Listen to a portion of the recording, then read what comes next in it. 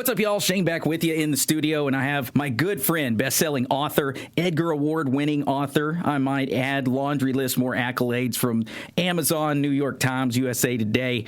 Eli Cranor in the studio. Good to have you back again, man. Glad to be here, man. Thanks for having me. Let's recap some of the successes you've had with previous books before we get into this new thing. They really kind of have completed what I would call like that early run. You know, all three of those books were books that I wrote previous to 2020. So like Don't Know Tough didn't even come out till 2022. But so these were all books that I was writing back in 2017, 2018, 2019, and it's been really cool. Maybe call them like the Arkansas Noir trilogy. They're not, it's not a series, but they are connected by Arkansas. They are connected in some ways. If you read all three, there's a reference to all the books hidden in each one. So we call those Easter eggs. Easter eggs, as it were. In the biz.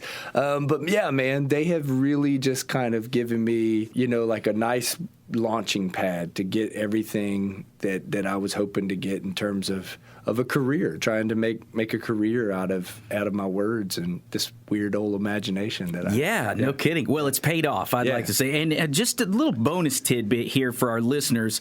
What do people that knew you as a quarterback and knew you as, a young man from Russellville before, what do they have to say of this transition to a known author? Man, it's really, here in the hometown, it's no different. And I would say people that like really knew me, like it's probably not surprising because I was always the guy. Yes, I was the quarterback, but I was always the guy with the book in the back of the bus, or like we had a band, we did every year of Junior Follies. I was always writing my own songs, recording my own songs on a little Tascam 4-track.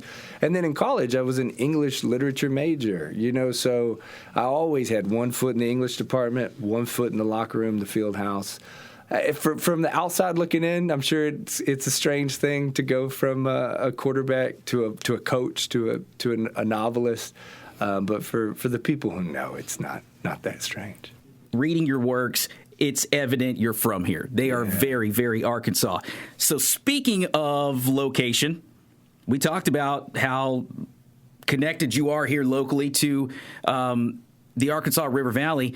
Let's take it to Europe. You're getting some international attention and getting some of your works translated. Todd, let's talk about that. It's been the wildest part, maybe, of this whole thing. So right now, my books have been translated and published in Japanese, German, and French. Well, first, the hardest one to comprehend is the Japanese. Yeah. Because, such a different culture, man. They'll send me, like, the copies of the book when they come out. And, the book opens the opposite way. I was going to ask. Yeah. And it's written, like, vertically, with these Japanese symbols. And I'm looking at that thinking, how in the world did they translate? Because, that book, it was Don't Know Tough that got translated in Japanese. Like, how did they translate this very, like, dialect-driven, like where it's, there's people in America, parts of America that might have trouble reading Billy Lowe's voice in Don't Know Tough. Yes. But to translate that into I have no idea. And some of the translators,